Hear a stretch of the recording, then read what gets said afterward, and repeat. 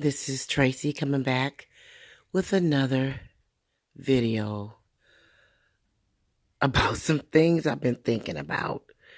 And I'm sorry, I am not showing my face again. I'm not going to do another video showing my face and what I'm doing until I'm all the way well, because I'm feel a little bit better, a little bit, but 10% better.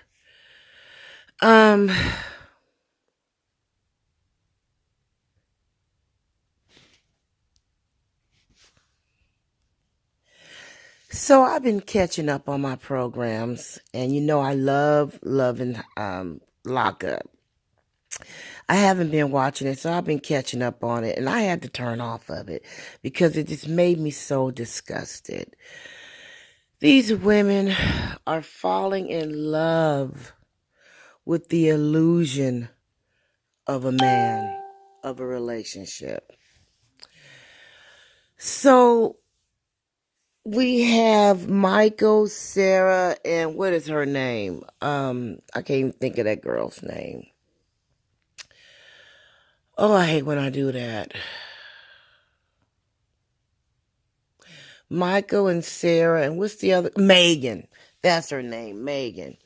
Now, okay, I have to start from the beginning. And Megan was a virgin. She started writing to Michael, and long story short, she ended up giving her virginity to this man, okay? Then she finds out that he's married. The wife finds out that he's been cheating on her with Megan. And now, of course, Megan feels like crap because she gave something that she could never, ever get back. Okay, if you're going to save yourself, she's in her 20s, and she saved herself. So she saved herself for a guy that was in jail, prison, or whatever you want to call it, fell in love with all his letters and all the illusion and the jailhouse rock talk and how we gonna be together and how we gonna do this, how we gonna do that. Never told her he was married. Come to find out, he's married. He got 2 kids. Well, when she found out that he was married, he had already had the one daughter, but the wife was pregnant. So they fighting over him and going back and forth and, all this kind of stuff. And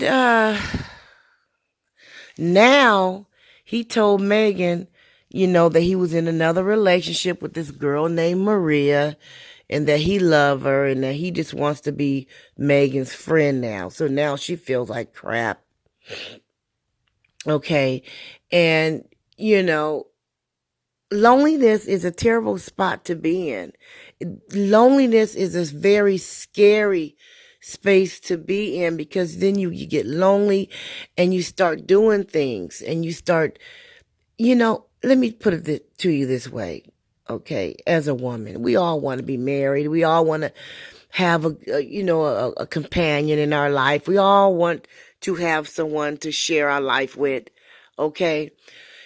But let me give you this analogy. You know how you lose something? Maybe you lost your earring, and you're looking for it, and you're looking for it, and you're looking for it, and you just can't find it.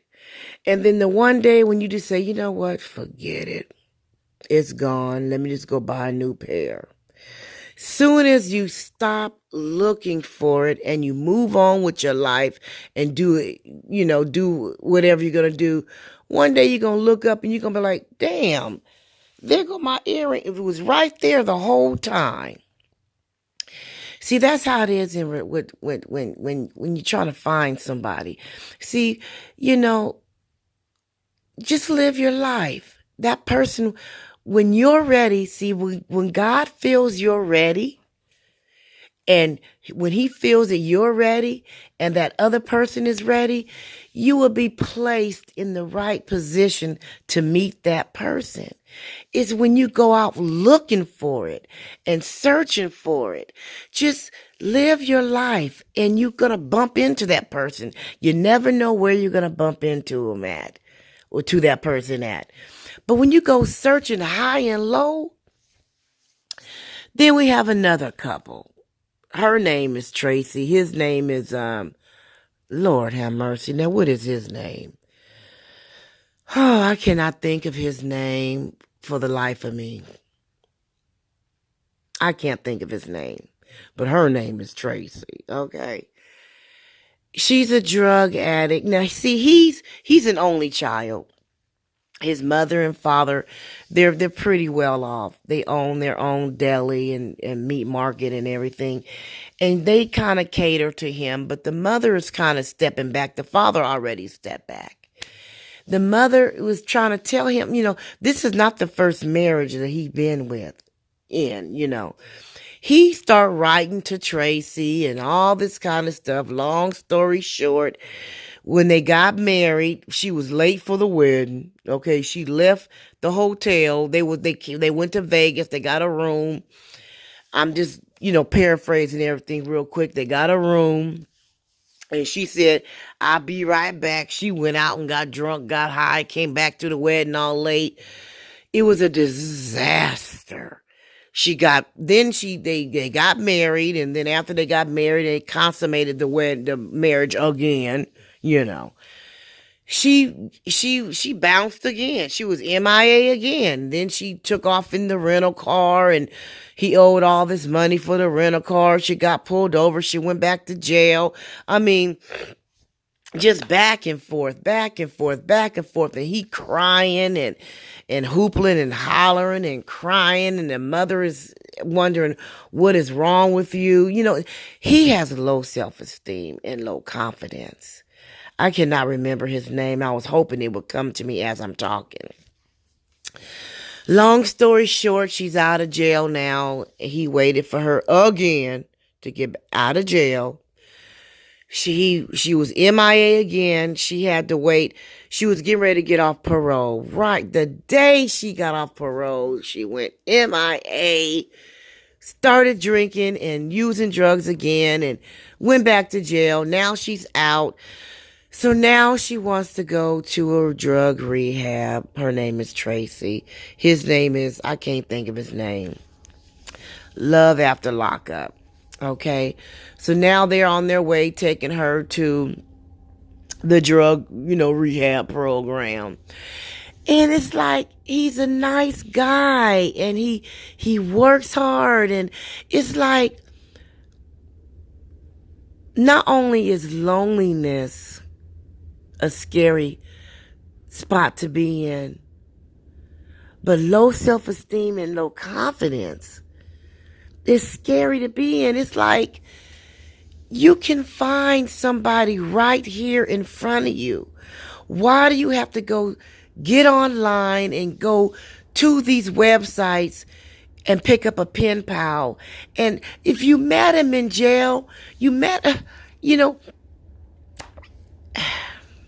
I'm not saying that a person can't get out of prison and turn their life around, but meet them when they get out. You know what I'm saying? It's like, I don't get it. Been there, done that. I can see if you was in a relationship and your partner went to jail while you were together, but to seek out specifically people that are locked up. We got this older woman. I can't think of her name either. If you watch it, I think you know who I'm talking about. This older woman, she had a man that's been trying to get with her for years. They're good friends. He has a good job. They're the same age. It's like we don't want. See, here it is. Here's the thing. A lot of times we don't want what's best for us. We want what we want. Okay. And I guess she's still trying to feel young or whatever the case is. But he got out. He started cheating on her, and she's spending up all her money, and it's just Love After Lockup comes on every Friday. There's different more couples. I can't think of all their names, but the gist of this conversation I'm having with you now is that we have to get it together. And I know it's hard. It is. Because we want to share our life with somebody. We want a companion. Yes, we do. But we have to work on ourselves first. We have to be ready. You know, God is not going to bless us. The universe is not going to, watch out for us if we're not ready for it, because the universe is watching out for that other person too, and we have to work on ourselves first, because for somebody to seek out, deliberately seek out these women and the guy, I think his name was Scott. I can't think of his name. Deliberately seeked out these people that was locked up. And then they're falling in love with the illusion that the person is giving them. Okay? And it's just sad. And then they're on TV. They're not really making any money off this show. They're they're just airing out their dirty laundry. For what? To be able to have your Instagram to be booming, to get a couple of bucks, to get some, what is it? And we have to work on ourselves. A lot of the women that's on this show, they're just lonely. And when you're lonely, you get tired of waiting. But if there's so much that we can do. This one couple, his name is Lamar. Her name is, look at me, I can't think of her name. She got 2 teenage kids, and then she got pregnant while he was in prison, and had a daughter. And he's from Los Angeles. She's from Utah. And they're black. She's Mormon. Totally different worlds. Totally different lifestyles. And she's trying to fix herself. She's trying to put herself in his square, to fit in his square. He tried to put himself in her square, and it didn't work. He ended up going back to LA. She ended up going back to Utah. Now that she's planning on going back to Utah, uprooting her kids again to go back to Utah, she met him in prison. She was rocking with him while he was in prison for 5 or 6 years? I think it was 7 years. And we have to realize when we have children, our life is not our own anymore when we have children. She didn't even consider her other kids and how they felt. She just brought this stranger into their lives. Somebody that she really don't know. She just knows him through letters and visits, but she don't know him. And now you bring in this man into your kids' life. See, we don't even think about what our kids need and want and feel, how they feel. We're just thinking about ourselves. When you are a mother, when you are a parent, your life is no longer your life anymore. We have to consider our children as well. That show is entertaining, but it's disgusting. I shake my head at these women. It's just sad. It's just sad. Loneliness, low self-esteem, zero confidence in yourself is a horrible, scary spot to be in. We need to work on ourselves, you guys. We do. So I was catching up on my shows, and That's just my thoughts on that situation. It's just entertaining, okay, but it's sad, you know. And what else did I watch? I think I just caught up on all those. Um yeah, Love After Lockup. I have to get back into I got a 90-Day Fiance. I need to catch up on those shows.